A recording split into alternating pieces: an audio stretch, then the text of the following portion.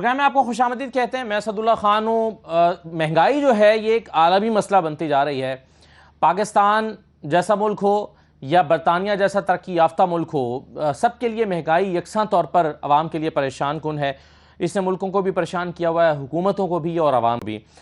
اور ہر طبقہ فکر کے جو لوگ ہیں وہ مہنگائی سے بہت پریشان ہیں اور کوئی راستہ سجھائی نہیں دے رہا کہ کدھر کو جائیں اور کیا کریں. پاکستان میں جو صورتحال ہے وہ ایک ہفتے میں 2 مرتبہ پیٹرول بڑھنے کی وجہ سے یہاں پر لوگ پریشان ہیں. تو برطانیہ میں بھی اگر ہم بات کریں تو وہاں پر بھی 40 سال کا ریکارڈ ٹوٹ گیا ہے. اور جو مہنگائی کے نئے ریکارڈز بنانے کی بڑی وجہ ہے اس میں ایندھن کا مہنگا ہو جانا بھی شامل ہے، روس اور یوکرین کی جو جنگ ہے وہ بھی شامل ہے. لیکن سوال یہ پیدا ہوتا ہے کہ حکومتیں اس مہنگائی کے اثرات کو کم کرنے کے لیے کیا کر سکتی ہیں اور کیا کر رہی ہیں تاکہ ان مہنگائی کے تباہ کن اثرات سے اپنے عوام کو بچا سکیں. تو حکومتیں کیا کر رہی ہیں، اور دوسرا یہ ہے کہ جو عوام ہیں ان کو کیا کرنا ہوگا اور حالات کدھر کو جا رہے ہیں. ان تمام چیزوں پر ہم گفتگو کریں گے. میرے ساتھ غلام امان صاحب موجود ہیں، بیورو چیف ہیں UK کے. بہت شکریہ غلام حسین امان صاحب. کیسر عباس صاحب موجود ہیں، کونسلر ہیں اور رہنما ہیں کنزرویٹو پارٹی برطانیہ میں. اور محمد صادق صاحب ہمارے ساتھ موجود ہیں، سابق میئر ہیں اور رہنما ہیں لبرل ڈیموکریٹ. محمد احسان خان صاحب موجود ہیں، ماہر معاشیات ہیں. تمام مہمانوں کو میں خوش آمدید کہوں گا.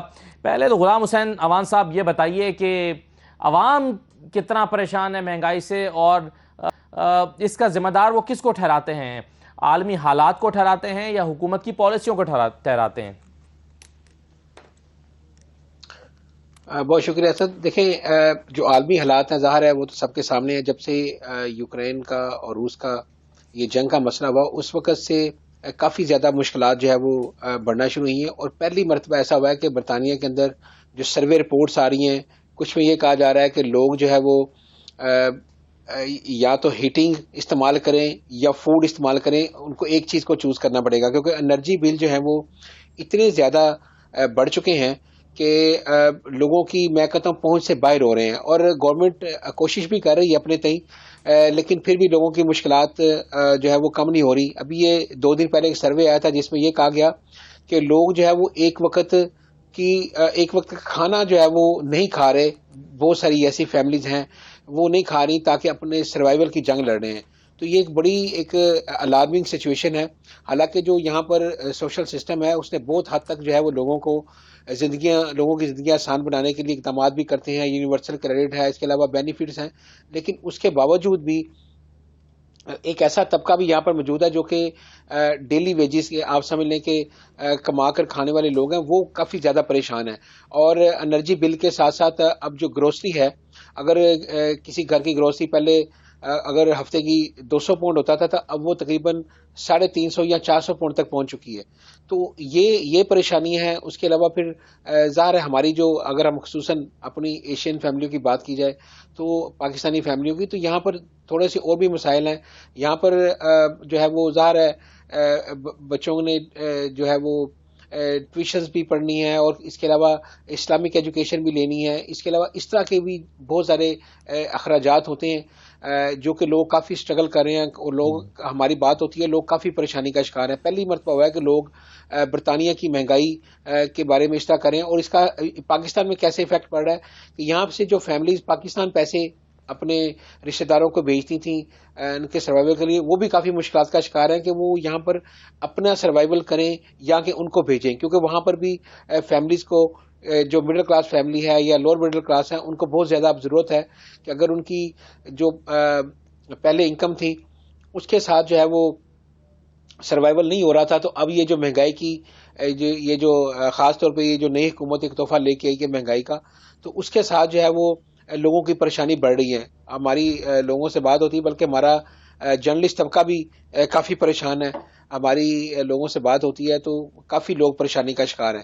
اور میرے خیال سے یہاں پر تو ہم نے نہ دیکھا، پاکستان میں تو لوگ پھر بھی جو ہے وہ مظاہرے کر کے اپنا جو ہے وہ دل کی بڑاس نکال لیتے ہیں. لیکن یہاں پر تو یہ بھی ایسا سسٹم نہیں ہے. میں نے ابھی تک بھی دیکھا کہ مہنگائی کی وجہ سے لوگوں نے حکومت کے خلاف جی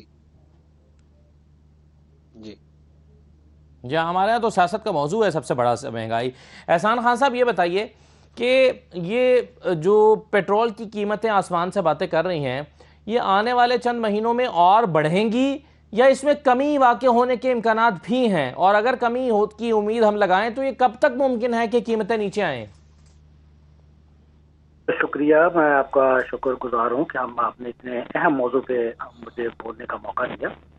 اچھا دیکھیں، پاکستان میں جو مہنگائی ہے اور جو پیٹرول میں ابھی جو قیمتیں ابھی نہیں بڑھی، یہ کافی ریسنٹ پیریڈ سے بڑھ رہی ہیں، اس کا تعلق پاکستان کے جو فورن ڈیٹس ہیں اور خاص طور پہ جو کاؤنٹر ہے IMF کا، اس کی جو ہمیں پروگرام لینے پڑتے ہیں، اس سے تعلق ہے۔ برطانیہ کی مہنگائی اور پاکستان کی مہنگائی یا یورپ کی مہنگائی اور پاکستان کی مہنگائی، انفارچونیٹلی اس میں سمجھتا ہوں کہ سملیرٹی کچھ تو ہو سکتی ہے، زیادہ نہیں۔ یہاں جو ہے، یہاں ہمارے پاس فورن ایکسچینج اور ڈالر کی کمی کی وجہ سے مہنگائی ہے، کیونکہ اب ہمیں جو ہے وہ ہمیں پروگرام IMF کے نہیں ملتے۔ ہمارے پاس سب سے اہم ہمارا جو ایشوز ہے وہ ٹریڈ، یعنی بیلنس آف ٹریڈ اور بیلنس آف پیمنٹ۔ دیکھیں، ہمارے پاس جو ہے وہ ڈالر کی کمی ہے، ہمیں ڈالر پے کرنے پڑتے ہیں، وہ ہمارے پاس ہے نہیں، یہاں ایکٹیویٹیز ہمارے پاس ہے نہیں۔ ہماری جو انفلیشن ہے، اگر آپ برطانیہ میں جیسے اعداد و شمار سے پتہ چلتا ہے 7% یا 8% تک ابھی انفلیشن ہے، تو اکنامکس کے نقطہ نظر سے میں سمجھتا ہوں کہ اس کو انفلیشن ابھی تک بھی، یعنی یہ ہیلدی اکانومی کی نشانی ہے۔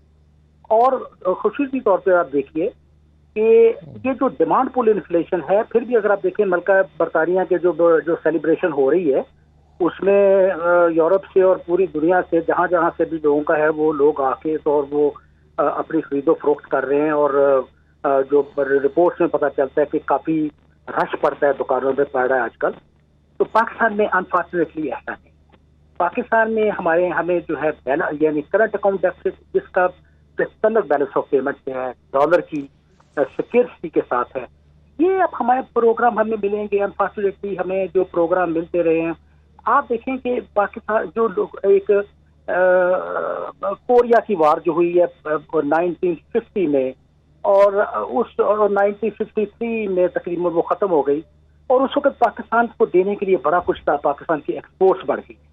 اور آپ کو یاد ہوگا، اور اکنامکس کے اسٹوڈنٹس سمجھتے ہیں کہ اس وقت پاکستان کا وہ پیریڈ بہت اچھا گزرا، پاکستان کی ایکسپورٹس بڑھ گئی اور پاکستان کے پاس فورن ایکسچینج آیا۔ اس کے بعد پاکستان میں پروڈکشن انفارچونیٹلی کم ہوتی گئی، کمپیٹیٹو یعنی پیداواری لاگت، cost of production, utility prices, petrol کی پرائسز، اب اس سے جو ہماری لاگت بڑھ رہی ہے، ہم کمپیٹ نہیں کر پا رہے۔ اور انفارچونیٹلی میں سمجھتا ہوں کہ ابھی تو پاکستان میں it is very thought provoking, اس کو بہت گورننس بہتر کرنی پڑے گی، IMF کے پروگرام کو بہت اچھے طریقے سے یوٹیلائز کرنا پڑے گا۔ اور ابھی جو پرائم منسٹر نے جو اسٹیپ لیے ہیں، میں سمجھتا ہوں یہ بہت ضرورت کے مطابق ہیں، بہت نیڈی اور بڑا بفٹنگ اسٹیپس ہیں۔ انہوں نے پیٹرولیم کے جتنے بھی کوٹاز ہیں گورنمنٹ آفیشیل کے، وہ کم کر رہے ہیں یا کر دیے ہیں، تو اس سے ہمارا امپورٹ بل جو ہے بہت کافی حد تک کم ہوگا۔ اور یہ اسٹیپس ہمیں بہت سبسٹینٹیو لینے پڑیں گے۔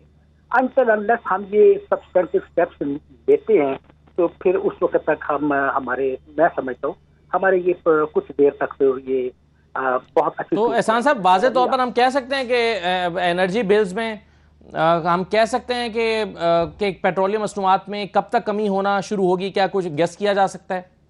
اس میں ایک سال کے اندر میں سمجھتا ہوں کچھ حالات بہتر ہو جائیں گے، آج سے بہتر ہو جائیں گے، کیونکہ دیکھیں اس کی جو ہمارے جو جیسے کچھ اور کاؤنٹرز ہیں، سعودی عرب سے، چائنا سے ہمارے IMF کے پروگرام آئیں گے، اور ہمیں IMF کے ساتھ بارگیننگ کرنے کی ضرورت ہے۔ ہمیں اپنی شرائط کے اوپر، ہمیں اپنے سہولیات کے مطابق ہمیں ان سے بارگیننگ کرنے کی ضرورت ہے۔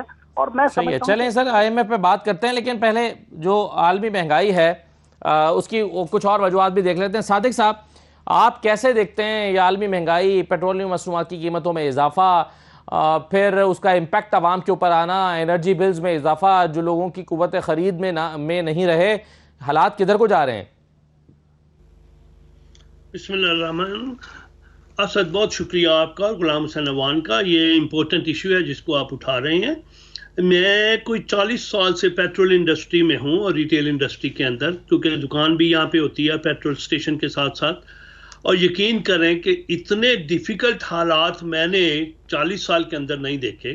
عراق وار بھی ہوئی تھی، اس کے اندر بھی ایسا پرابلم نہیں ہوا. تو آپ نے کہا پاکستان میں پیٹرول جو ہے وہ ایک ویک میں 2 دفعہ بڑھا ہے. اسد یہاں پہ ہر روز بڑھ رہا ہے، اور یقین کریں کہ پہلے 1 پینی یا 2 پینی اپ ہوا کرتا تھا، ابھی 8 9 پینی جو ہے وہ پیٹرول بڑھ رہا ہے. روزانہ پیٹرول اپ اینڈ ڈاؤن تو آ ہی نہیں رہا نا، اپ جا رہا ہے. اور میں اپنا جو ہے پیٹرول وہ اس وقت لاس میں بیچ رہا ہوں، کیونکہ اگر میں اپنا پیٹرول کی پرائس زیادہ بڑھاؤں گا تو کسٹمر بالکل نہیں آئے گا کہ چلو وہ کسٹمر آئے گا تو شاپ سے تو کوئی چیزیں خریدے گا نا.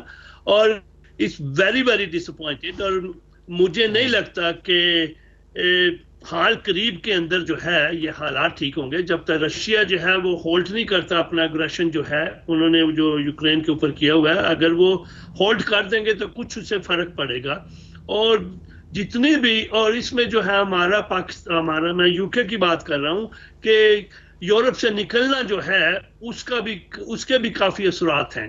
کافی چیزیں جو ہیں کافی حد تک جو ہیں وہ ہمیں ملتی نہیں ہیں. اچھا ٹھیک ہے، بالکل صحیح ہے. لیکن صادق صاحب یہ بتائیں کہ کیا گورنمنٹ کی پالیسیز کا بھی اس میں کوئی رول ہے؟ یعنی گورنمنٹ اپنی پالیسیز کے تھرو انٹروین کر کے کچھ اس کا امپیکٹ کم کر سکتی ہے اس انفلیشن کا؟ دیکھیں انہوں نے گورنمنٹ نے، میں تو دوسری پارٹی سے ہوں، میرا خیال ہے کیسر بھائی آپ کو بتائیں گے، لیکن جہاں تک گورنمنٹ کا تعلق ہے، گورنمنٹ کچھ کر رہی ہے اپنی طرف سے. پہلے انہوں نے 150 پاؤنڈ جو ہے ریبیٹ دی ہے. سب لوگ جو ہیں جن کا بینڈ ڈی کے اندر مکان آتے تھے کونسل ٹیکس کے، انہوں نے ان کو 150 پاؤنڈ سب کو irrespective ان کے پاس انکم کتنی ہے، انہوں نے 150 پاؤنڈ ان کو جو ہے ریبیٹ دیا. اور ابھی جو ہمارے جو چانسلر ہیں رشی سونک، انہوں نے پھر 600 پاؤنڈ فردر ریبیٹ انہوں نے اناؤنس کیا ہے کہ ہر آدمی کو ملے گی. It will be means tested. یہ نہیں ہے کہ جو آدمی ملینئر ہے اس کو بھی وہ پیسے ملیں گے. It will be mean tested. اور گورنمنٹ اپنی طرف سے پوری کوشش کر رہی ہے، مگر جو ورلڈ وائڈ حالات ہیں ان کو کنٹرول کرنے کے لیے گورنمنٹ کے پاس بہت ہی مشکلات ہیں. گورنمنٹ کتنا ایک پیسہ جو ہے وہ عوام کو دے دے گی؟ ابھی عوام نے کہا ہے کہ 45% اپ ہوئی ہیں کمپیئرڈ ود لاسٹ ایئر. ابھی اندازہ لگا لیں کہ ویجز جو ہیں وہ بیسک ویج جو تھی وہ لاسٹ ایئر جو تھی اسٹینڈرڈ بیسک ویج جو تھی 8 پاؤنڈ 91 پینس تھی. ابھی گورنمنٹ نے from 1 April it has gone up to 9 pound 50. Okay Sadiq Sahib, میں ایک چھوٹا سا بریک لے لوں سر، اجازت دیں تو بریک لیتے ہیں، بریک کے بعد واپس آتے ہیں.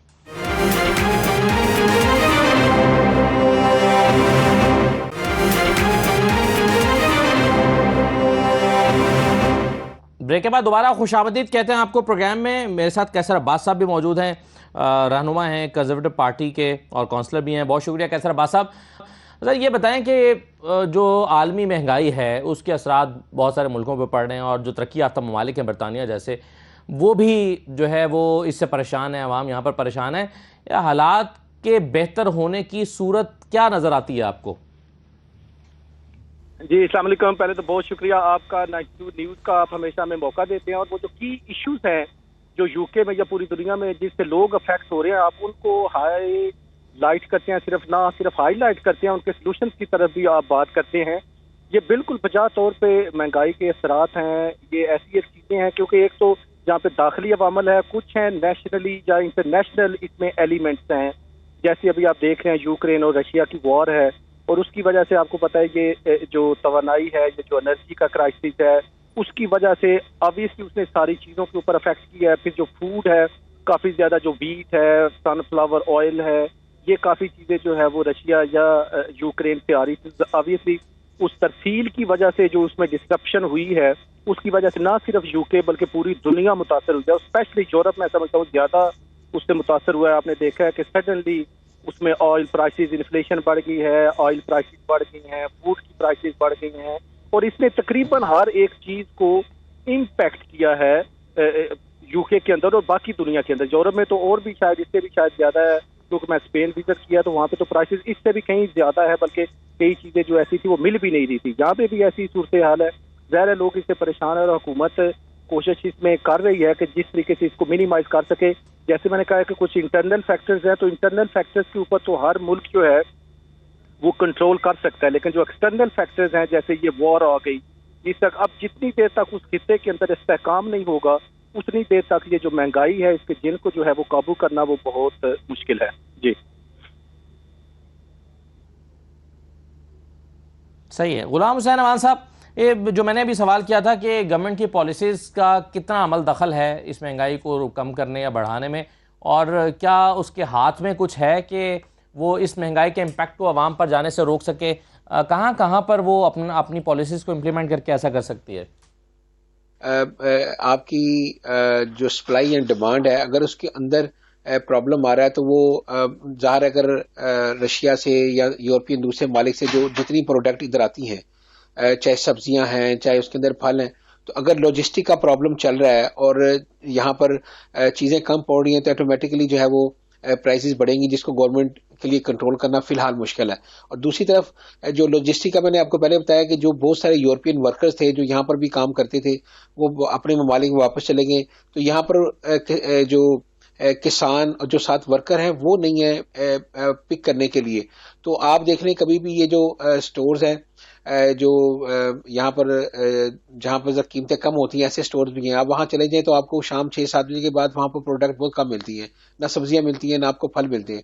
تو جب اس طرح کی چیزیں ہیں تو دوسری طرف جو پرائزیں جو بڑی ہوئی ہیں، گورنمنٹ کوشش تو کر رہی ہے سر. اب انہوں نے یہ کیا ہے کہ کچھ فیملیز کو جو ہے وہ تقریباً 450 پاؤنڈ مہینے کے الاؤنس دے رہے ہیں تاکہ وہ اپنا کنٹرول کر سکیں. کچھ فیملیز جو ہے ان کو 600 پاؤنڈ مہینے کا ون آف دے رہے ہیں تاکہ وہ جو مہنگائی کی وجہ سے جو انرجی پرائسز کی وجہ سے جو ان کے اوپر برڈن ہے وہ کم ہو.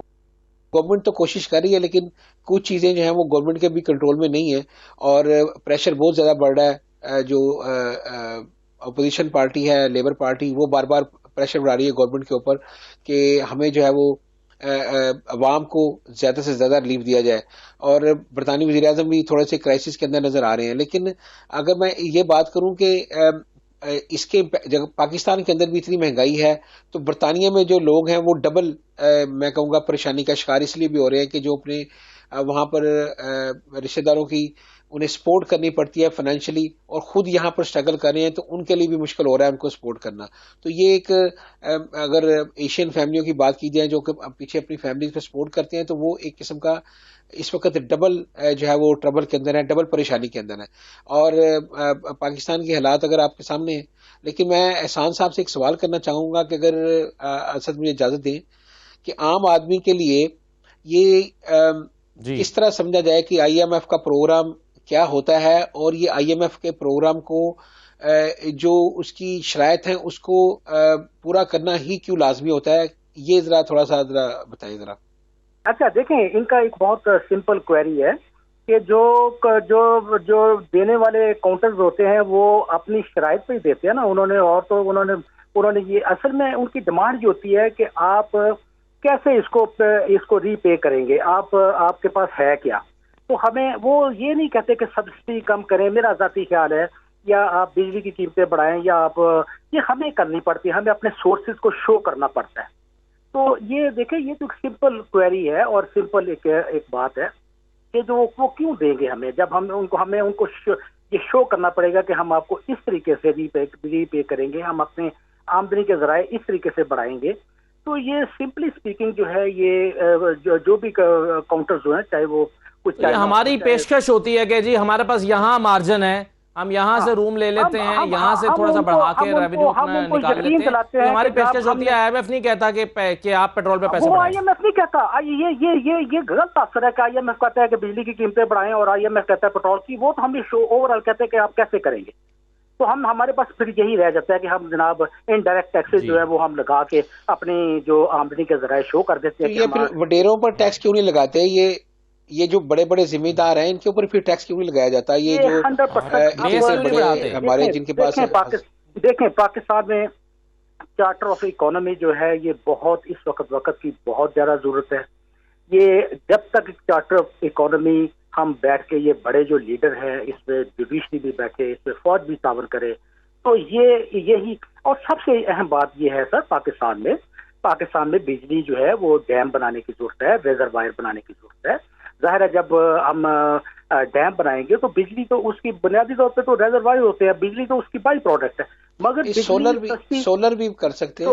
دیکھیں سولر میں جب تک ہم الٹرنیٹیو جو ہے وہ اس میں ہم بایو گیس کے اوپر آئے, الٹرنیٹیو جو ہے وہ اس کے اوپر آئے, سولر کے اوپر آئے, اور پر بجلی جو ہائیڈرو پروجیکٹس ہیں سر وہ بہت ضروری ہے ہماری پیداواری. ہمیں جو مہنگائی کا سامنا ہے وہ یہ جو برطانیہ میں اینزائٹی شو ہو رہی ہے, یہ میں بالکل اس سے اتفاق کرتا ہوں. یہ پاکستانی جو ایشین سوسائٹیز ہیں اوور آل اگر ہم ملک کے نیشنل اکانومی کے اوپر بات کریں گے تو ممکن ہے کہ وہ دوسرے نیشنل جو ہے وہ اس طرح پریشان نہ ہو جس طرح ایشین کمیونٹیز جو ہے پریشان ہوں. مگر اوور آل کیونکہ پاکستان بھی جو ہے وہ ایک گلوبل ورلڈ کا حصہ ہے, ویکیوم میں تو نہیں ہے. پاکستان بھی یہ یوکرین اور رشین وار سے افیکٹ ہو رہا ہے, مگر میں یہ کہنا چاہتا ہوں کہ ہم تو اس وار سے پہلے سے افیکٹڈ ہیں. ہمارا یہ تو وار ابھی شروع بھی نہیں ہوئی تھی اور ہمارے مسائل تو بہت پہلے سے ہیں. ہمارے مسائل یہ ہے ہماری پیداواری لاگت بہت زیادہ ہے. ہم امپورٹ اورینٹڈ اکانومی بن گئی ہے, ہماری ایکسپورٹ کوئی نہیں ہے. ہم جو ہم دکانوں میں چلے جائیں ہر چیز جو ہے امپورٹڈ ہے, ہر چیز امپورٹڈ ہے.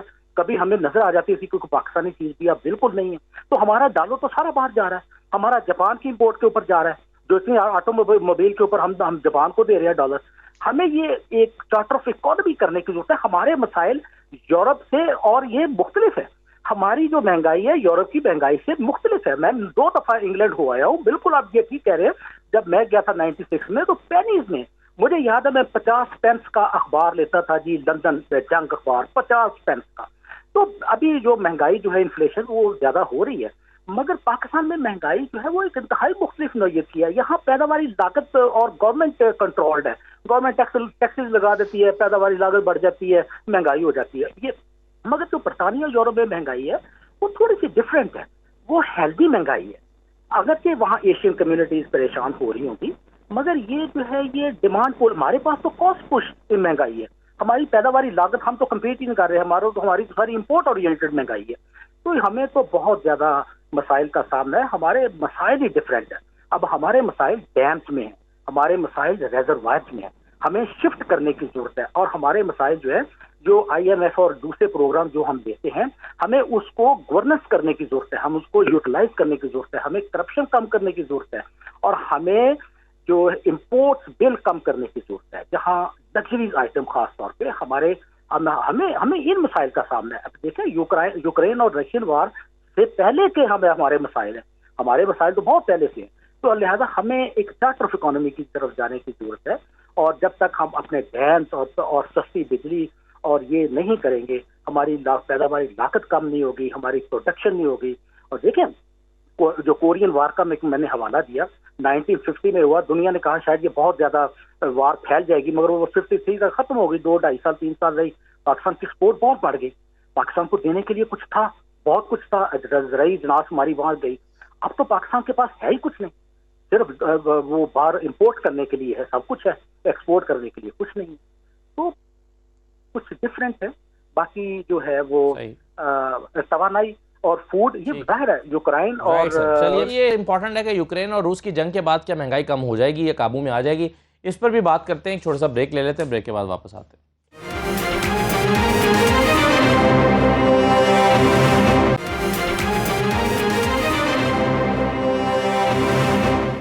بریک کے بعد آپ کو دوبارہ خوش آمدید کہتے ہیں. صادق صاحب یہ بتائیے کہ کیا ہم یہ کہہ سکتے ہیں کہ اگر روس اور یوکرین کی جنگ ختم ہوتی ہے تو فوری طور پر مہنگائی قابو میں آ جائے گی, یا فیکٹرز کچھ اور بھی ہیں؟ یہ جو روس اور یوکرین کی جنگ ہے, this is one of the major factor, this is not the only factor, لیکن one of the major factor جو ہے, کیونکہ یورپ جو ہے انٹرنیشنلی انہوں نے رشیا کے اوپر جو پابندیاں لگا رکھی ہیں, سینکشن جو لگا رکھی ہیں, اس کی وجہ سے نہ تو ہم لوگ وہاں رشیا سے تیل لے سکتے ہیں, نہ کچھ گیس لے سکتے ہیں. اور 40% گیس جو تھی یورپ کی اور ہماری UK کی وہ رشیا سے آتی تھی. آئل جو تھا جس کمپنی کے ساتھ میرا کانٹریکٹ ہے, وہ ہمارا جو تھا ایٹ لیسٹ 25% پیٹرول جو تھا وہ رشیا سے آتا تھا. ابھی اگر رشیا کی جنگ جو ہے یوکرین کی وہ ختم ہو جائے گی تو اس سے کافی حد تک فرق تو پڑے گا, لیکن یہ جو مہنگائی ہے اس انٹرنیشنل مہنگائی ہے, صرف UK یا پاکستان میں تو نہیں ہے نا, ساری دنیا کے اندر یہ مہنگائی ہے. اور میرا نہیں خیال کہ رشیا اور یہ یوکرین کی اگر جنگ بند ہوگی اس سے کچھ تھوڑا سا فرق تو ضرور پڑ جائے گا, لیکن مجھے نہیں, یہ میرے علم میں یا میرا جو خیال ہے وہ یہ ہے کہ وہ اس مہنگائی سے ان کی جنگ بند ہونے سے کچھ فرق پڑے گا مگر زیادہ فرق نہیں پڑے گا. میں آپ کو ایک بات بتا رہا تھا یہاں کی کہ میرے ایک دوست تھے وہ فوڈ بینک لگاتے ہیں, انہوں نے 100 آدمیوں کے لیے ارینج کیا تھا اسد. تو جب وہ وہاں پہ گئے تو انہوں نے وہ 150 پلیٹیں وغیرہ لے کے گئے تھے. 300 آدمی کیو میں لگ گئے اور جو وہ خود آرگنائزر تھے بلیو کریں ان کے کھانے کے لیے کچھ نہیں بچا, کیونکہ 300 آدمی جو تھے ان کی پلیٹیں ختم ہو گئی, انہوں نے کپوں میں چاول ڈال کے تو لوگوں کو دینے کر دیے. اور یو کے کی یہ عالم ہے اس وقت, آپ اندازہ لگا لیں.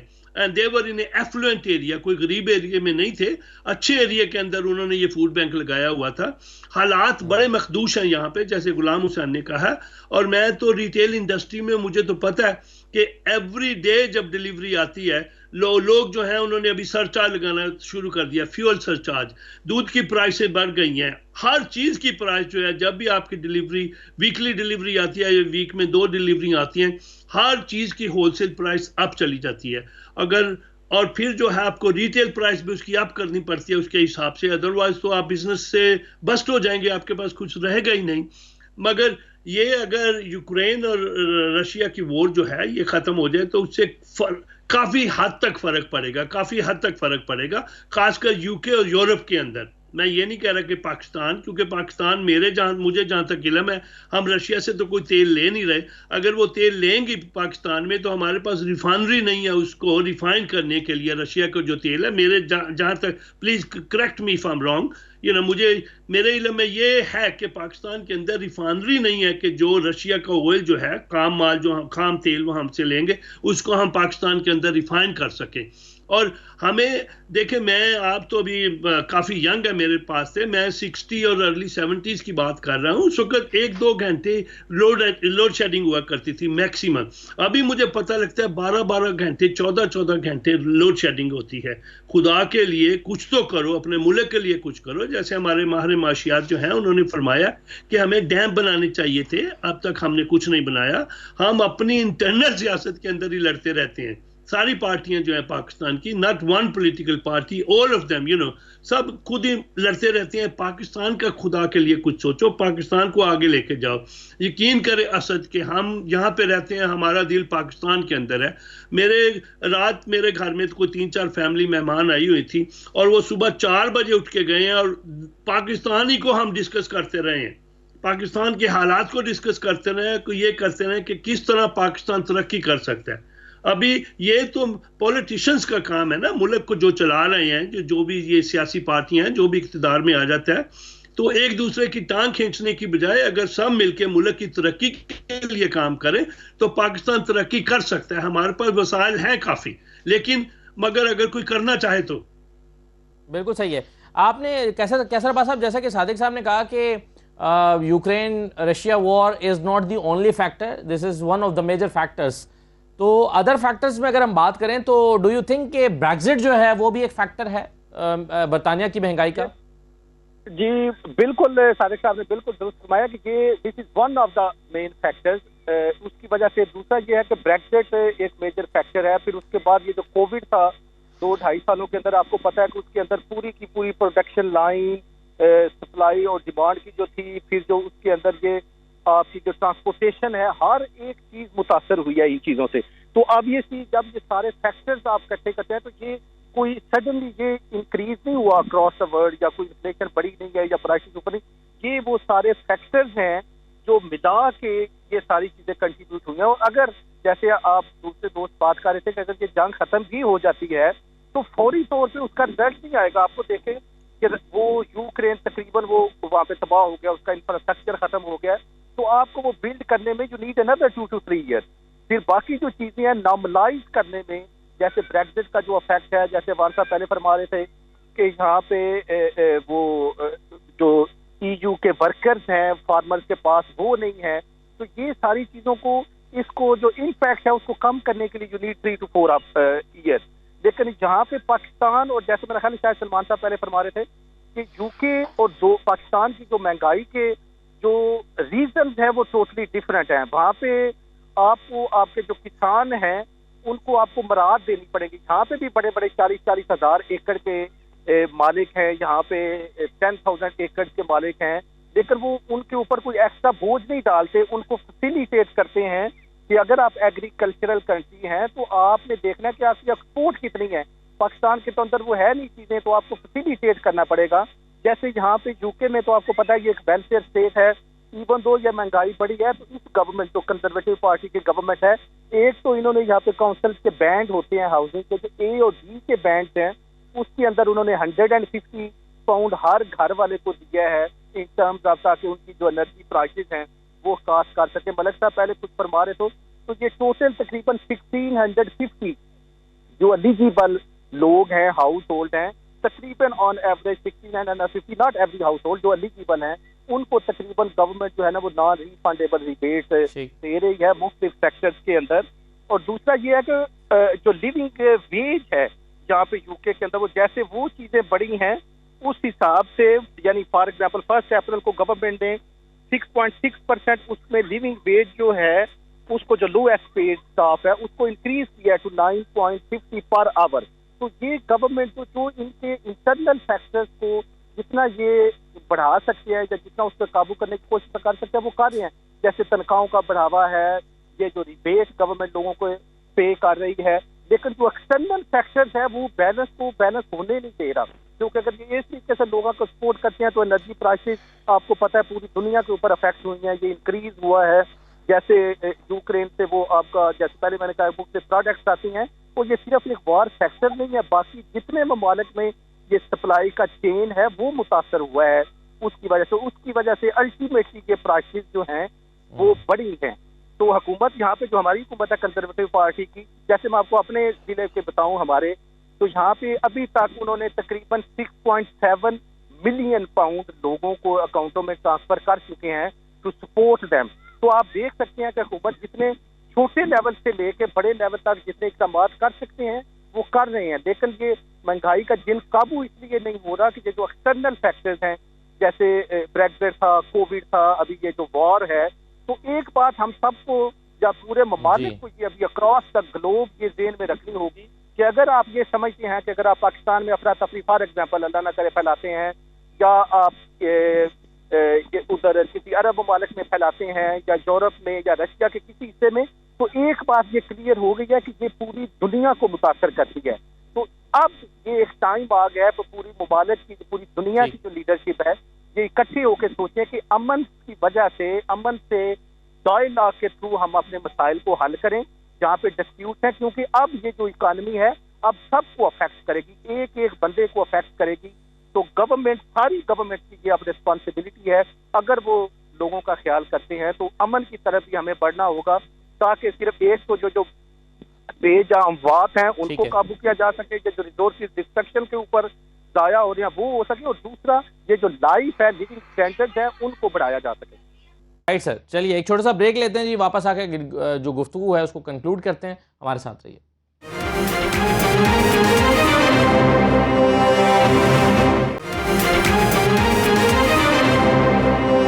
دوبارہ آپ کو خوش آمدید کہتے ہیں پروگرام میں. غلام حسین امان صاحب, پاکستان میں ہم ایک چیز کا بہت ذکر کرتے ہیں اور وہ ہے سبسڈی.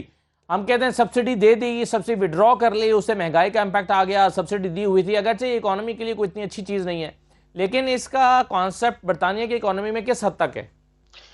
نہیں, یہاں پر تو ایسا کنسیپٹ اس لیے نہیں ہے کہ دیکھیں اگر آپ اس طرح سبسڈی دیتے ہیں نا, جو ایک متوسط طبقہ ہے یا جو لوور مڈل کلاس ہے, اگر تو ان تک سبسڈی پہنچے تو پھر تو ٹھیک ہے, پھر کوئی پرابلم نہیں ہے. لیکن ہمارے ہاں ایسا کوئی میکینزم نہیں ہے, کوئی سسٹم نہیں ہے. اگر آپ ایسا موٹر سائیکل والوں کو اسپیشل کارڈ جاری کر دیں پاکستان کے اندر, ان کو سبسڈی ملے تو پھر بھی سمجھ میں آتا ہے. لیکن یہاں پاکستان میں سبسڈی میں جو ملی ہے پچھلے دنوں, یہ سب نے فائدہ اٹھایا ہے, جو کہ میرا خیال ہے کہ ہمارے سسٹم کی ناکامی ہے. اب یہاں پر ڈیٹا ہے ہر بندے کا, یہاں پر جو متوسط طبقہ ہے, جو لوور مڈل کلاس ہے, جو بینیفٹ پہ یہاں گورنمنٹ سے لیتے ہیں, یا جو بے روزگار ہے, سب کا ڈیٹا گورنمنٹ کے پاس ہے.